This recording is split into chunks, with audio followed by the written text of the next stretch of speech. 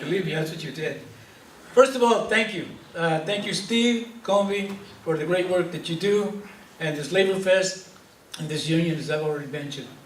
Today couldn't be a worse time, but a good time when we have the idiot, the clown, the racist, the anti-union, that I don't recognize as the president, is Trump.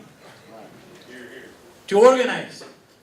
Because he is doing what needs to happen, is to shake up this country and say, this is the reality of what's going on in our country today. We are under attack. Who's the real enemy here? We all point to the politicians. Well, many of them are in the pockets of those corporations. But it's the corporations.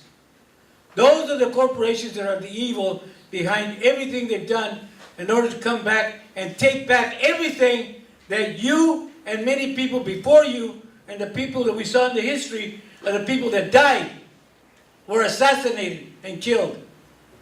Same things happen in every labor movement when workers get up and say, bullshit, we're not taking this, we're not taking it, ya basta, no más explotación, no exploitation anymore.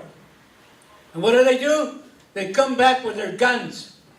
They come back with their bullies. They come back with their intimidations. They come back with firing people, in many cases people who are only doing one thing, to bring that bread home, to bring that bread to their children and families. But we as a union know that when we work together, there is no distinction between people of color. We are all one people. We are one force of working people. Because we know that history here in the ILWU and whatever's happened in the history has shown us when we're together, we're united, we're stronger together. Well, today and the next couple of months and years to come, I may not see it. Some of you will because you're younger than I, and some of us too, okay? I include myself and some of you. That what we do today is we fight back. We fight back because we owe it to our great-grandchildren. It is they who are going to inherit this world that we are now going to see, if we don't get up and fight back, is the struggle for our lives. They're coming after all of you. They're coming after us and those workers out in the fields that feed you. And you too, who do everything you can to be able to say when I talk to somebody here, sir, how long you work with the ILWU? I'm retired. You got a good pension? Absolutely, I got a great pension. Well, that all came through sacrifice and those people that were killed, assassinated, jailed, and put in prison. No different than what happened to the farm workers when we attempted to go after the crazy idea is going after those big, giant agricultural corporations in the valley. They did the same thing. History repeats itself. It repeats itself. Because sometimes we get comfortable. We get, where we lay back and say, well, I've done as much as I can. Now I'm going to reap my benefits. It's okay. But the bottom line is we cannot. And that's why you're here today. Because you're here because you care. Yeah, maybe the union told you to come here, or somebody told you, yeah, you got to be there. Well, you're here because it's here. And it's here because you know it's the right thing to do. So, today, or this, what is it, August the 15th, and you remember 1994, when the North American Free Trade was signed? Okay, a lot of us remember that. And that trade agreement was devastating. What happened to this country? Well, guess who takes advantage of that? This idiot, who is not that much of an idiot, who goes to Michigan, goes to Wisconsin, goes to Ohio, goes to Pennsylvania, which is what's called the industrial belt. No longer the industrial belt. It's now called the Rust Belt, where they lost all those jobs. And the labor movement that started in the industrial part of this country. There was the history of automobiles, coal, iron. When we were out in the boycott in 1968, which forced us to go on the boycott because of the violence that I talked about earlier. We went to beg people to say, please do not eat grapes. And many of you sitting here today did that. And we did that with no internet, no Facebook, not even a telephone. And God damn it, we went out there with the belief that we could do it, and we did it. But we did it not by ourselves. We did it because of people like you, union workers, community people, people out in the poorest parts of town, and even some of the people who were very wealthy, who believed in that we had a right to survive.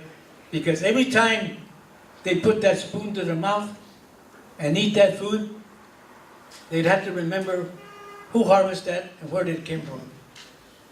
Because sometimes we don't remember that. Even today when we go have cereal, there goes the strawberries, there goes the blackberries, there goes the raspberries. Or anything, salads, or anything you eat was touched by these human beings. Why isn't it that they cannot earn a decent wage where they pit worker against worker? Even if you earn $9 a day, an hour, you can't live on that. You can't survive to pay a mortgage. You can't even afford to buy a house in San Francisco. You can't even afford now to even rent a house here in San Francisco. It's that bad. So what do we have? Same thing in San Quintin, Baja California, where people cross the border and they take their motorboats and their motorcycles to go have a good time on the beaches over there. From this country. They're workers too, benefiting. And right through that little valley, there is the poorest of the poor that have migrated indigenous people, Indians, from Oaxaca, Guerrero, Tabasco, Chiapas, the Mayan Indian regions of Mexico, next to Guatemala. Why? Because the North American Free Trade Agreement for the last 20 years, the Midwest farmers, and every time you go to the store, you see corn there. It may be GMO, or it may be non-GMO. But that corn is now being shipped since 1994 to Mexico. When people ask, Al, where did all these Mexicans come from? Well, this used to be Mexico. Where in the hell did you think you were? Don't you know your history? We came from this soil. They call us immigrants now. And the Mexicans say, why did they call us immigrants? We're indigenous. We used to go across the border. There was no border. When the United States in 1848 took it over, just paid maybe 2 cents to cross the border, a tax, and that was it. Let's go to California and build California. Well, with that North American Free Trade Agreement, now more than 18 to 20 million Mexicans or Indians, people came across the border because what they did, they just devastated the corn industry. And you know, even here when you go to the Mission or you go to Safeway, go anywhere, let's have some tortillas, corn or flour. Now it's become a staple commodity like bread. But in Mexico, the Mexicans don't know, not many of them know, that that corn coming from the Midwest, subsidized by your tax dollars and mine, every time we go on April 15th to pay the U.S. government. By the billions and billions of dollars for those corporations to poison those people as well as poison people here. Because see, it used to be that corn was original, organic. Well, they weren't spraying them with the pesticides and bugs. But little by little, the bugs got immune to stronger and stronger chemicals and stronger chemicals. And you wonder, why do we have so much cancer? Why? we consume. And then now, this idea with corporations like, oh, we're going to automate and get rid of workers so that we can have machines take over. Same thing in the fields. When we were cotton pickers, we would pick cotton, and you couldn't leave a plume without having them send you back and picking cotton. But no more. After a while, they automated the industry. No more workers in the fields, machines. What do?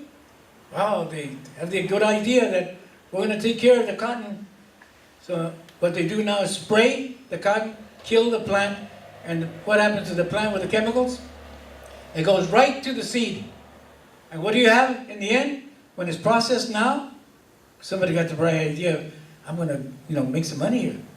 So instead of feeding the seed to the cows, and it's been sprayed, now they take it and make cottonseed oil. Okay? What happens to that cottonseed oil? It becomes cooking oil. You ever go to In-N-Out? Or any of these hamburger places? Or when you go to the store and buy cottonseed oil? Or you're not looking at the label? Well, think again. That poison went into that cottonseed. Going back now, and every time I don't go to hamburger joints anymore, just because I know what it is. I'm afraid of getting sick. But I always tell them, I want to see the manager, show me the can of whatever you fry these nice French fries. Well, we don't understand why. Call your manager. Haven't bring the can. It's all part of the education. Manager, he brings me the can. He said, you see, it says cottonseed oil. What does cottonseed oil have to do with you making a big ass, protest here? You want to protest? That's cancer. So, the same thing goes with the question of this corn that I'm talking about. They're poisoning us. Because we do not read labels. Yes, organic food is now commercialized and it's expensive. But we also know that people grow the vegetables and fruits by the local community. So what am I getting at? I'm getting at that the workers here in this country, irregardless of undocumented or documented or the fact that they're union or non-union, we all have to stick together. And what I'm saying is that in San Quintin, the Driscoll Corporation here in Watsonville ships now all over the world. And they have land here and they harvest and they buy all the strawberries they can to sell them to you and all over the world. And also now, with the whole idea of NAFTA, it allows them to cross the border, no tax. No tax going, no tax coming. Same thing for automobile parts that used to be used for automobiles being armed in Detroit. And you know what the story is about the automobile industry and the auto workers, boom, they went down. So the bottom line, they're now doing the same thing in Mexico, arming those under cheap wages, $25 a day for auto installers, assemblers. But for workers, it's $7 for 12 or 13-hour days. 12 or 13 hours. But the worst case is the poisons they're injecting, lethal poisons injecting into the soil. The Driscoll Corporation, the Ryder family, Mr. Ryder, Joseph Ryder, was sitting on, and appointed by Governor Brown, on the Agricultural Commission. Why? Money. He was able to, with the Agricultural Department, get a waiver, that he still has a waiver, to be the only industry in strawberries to inject methylbromide, the most dangerous, lethal poison that you can think of to kill the little bugs in the ground, in the roots that attack the strawberries. That's the political power that they have, and they don't give a damn in regards to what the effects are with people, let alone people in the fields that are pushed in without having allowed the time to have it cured to where they're not affected immediately. but they push them in. We don't give a goddamn and shit, you know. Let's put them in. What the hell? Who are they? It won't kill them tomorrow, next day. If they kill them later on, we won't be around. That's their attitude. No different than for you and the way industry would treat you in your own industry. What I heard today here. Like, document. But in light of that, those workers are suffering that because these transnationals are allowed to go back and forth. They're allowed to go back and forth. Now what do they want? They want more. Remember TPP? The idiot said he didn't want it. Well, he got his way. But yet the labor movement did what they could, in order to stop it. Well, you know, in some ways he said, well, he did one thing. He was able to help do that. But he also said he was going to stop the North American Free Trade Agreement. And that's coming up on the talks all over again, August the 15th next month. And we're going to try and educate and take this on because we're not listening. It's not an issue today. And they're pulling the rug now, and now what do they want? They want more. Remember the states that I mentioned? He won, the idiot, out of those states of Michigan, Wisconsin, Ohio, and Pennsylvania. He won enough to get the presidency. He didn't win the popular vote, but he won on that basis. He was speaking to those workers and twisting the whole line. It's those Mexicans in Mexico because you lost your jobs. Pitting race against race, worker against worker. And they're at it again. And now he's going to sit down with his administration and do what he can in order to squeeze and continue the right to work. They're going after the public workers in the state of California, anywhere, and any union that has a union contract to eliminate unions. Why? Because they want to take back what they believe it belongs to them. And what do we got to do? And the only thing we can do? What is it? Fight. I don't hear you. Fight. That's right. That's why I'm here, because I'm a messenger for those workers who live in plastic shacks. And you know those pallets? They make their homes out of pallets. And whatever cement they can to build a wall to cover themselves and put a roof over their head. They have all the water that's being drained by the agricultural growers there. They're warehousing it, damming it up. They have no water. If they get water, they got to get it from the ground. But you see, they don't go far enough to the aquifers, you know, where the water's filtered. So what do you think they're drinking right now? When the growers are pouring all those chemicals into the ground. And they're next to the ocean where there's salt water, and they're getting a lot of intake every time you drink of sodium. What happens to sodium and all these chemicals when you drink the water? You're supposed to drink, I drink 2 liters a day. I had a kidney transplant. And because of that, I'm here alive. I don't know for how long, but only the good Lord will tell. But I know that those people don't have any dialysis for them. They don't have any medical plan by law. Even here in this country, we're going after the single payer. And remember when the governors in the past, the Democrat governors, and the Assembly and the Senate, only if we had all that control. If we only had that control, there isn't anything we could do for labor, the environment, for the politics of this country and this state. Because this is the most progressive, supposedly, state in the Union. Well, here we got a governor, Democrat, Senate, 2/3 majority, and also the Assembly. And what did they do? They got it into the committees, and they passed it in the Senate, single payer, health plan to cover everybody. Like in Canada and Sweden and all the other foreign countries except the United States. Because it's capitalism. And the insurance companies want to make money off of killing people, getting people sick, so that when you're in the hospital, and I'll bet some of you can raise your hand, you've been in the hospital. And we're going to end up in the hospital, maybe, if you can afford it. But that bill has been taken by the Democrat Speaker of the House and shelved it. Nothing for this year.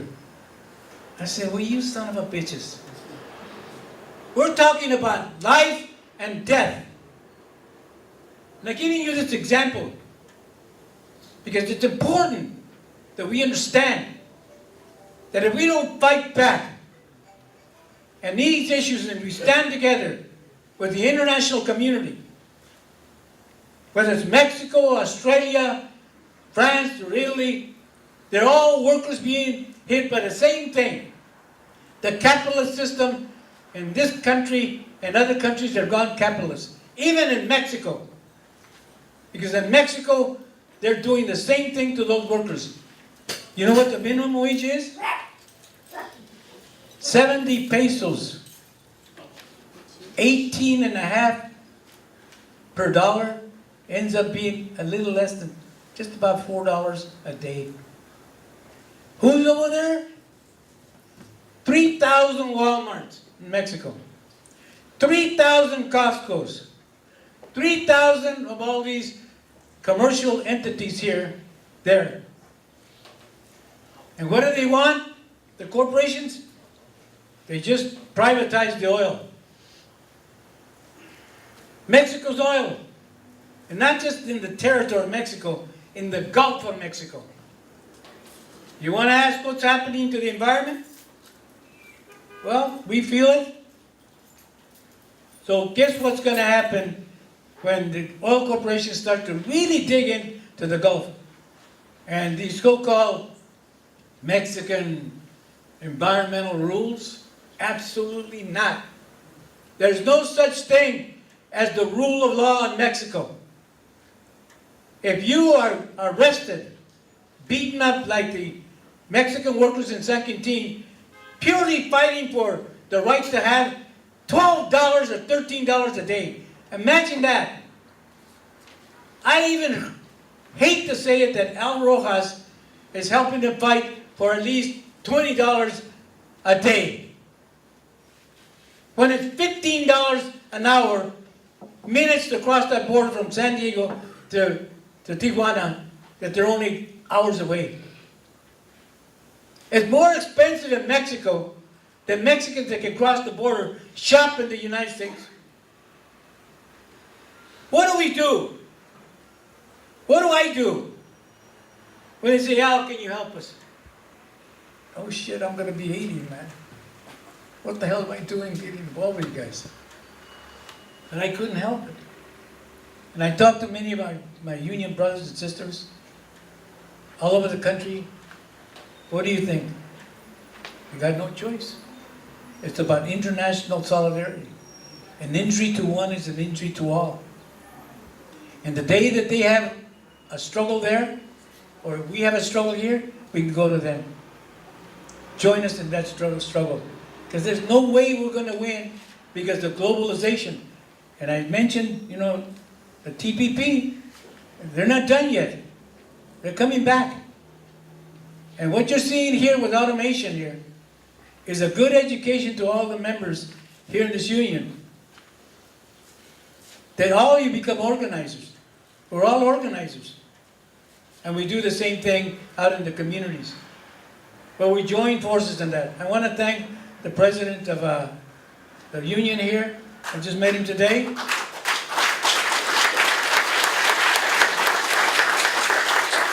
I want to thank the rest of you here, allowing me to come before you here, and also Steve and Comey for inviting me here.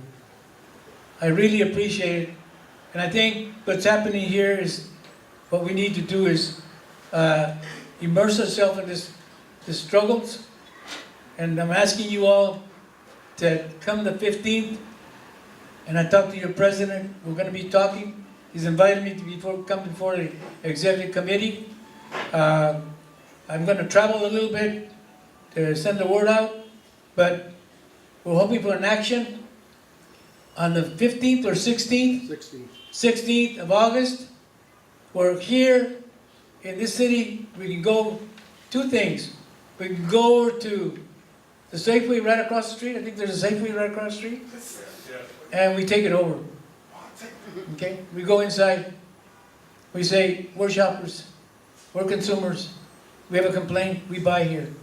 Our union members come in here. Take those damn things out. We're not going to buy them. And we're here to tell the people that the same thing, that they're not going to buy them. Are we agreed to that? Yes. Can't hear you. Are we agreed to that? Yes. So, brothers and sisters,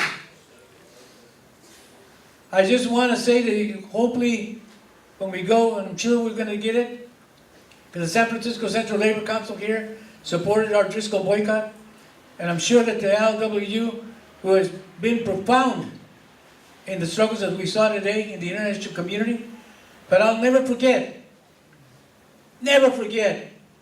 when I was out in the boycott, living in the north side of Pittsburgh, Pennsylvania, what they considered then a black ghetto. But in that black ghetto, we lived in that black ghetto, but they were our brothers and sisters. They saw us as Indian people. Said, we're going to let those Indian people live here. When we walked into Pittsburgh, it was burning. But when I heard that the ILWU here refused to load the grapes that are going out on those ships, I thought, damn, this is really powerful. This is sending a strong message to everybody in the world. And believe me, it even went to Mexico. They have ports there. Years later, the ILWU went with me to Mexico. The ILWU members went, 60 of them, to observe, talk to the unions there. Independent unions, remember. There's government unions. But anyway, I'll leave it at this. I want to thank all of you again for allowing me to be here today. So thank you very much, and I want to applaud to you. Okay, 1, 2, 3.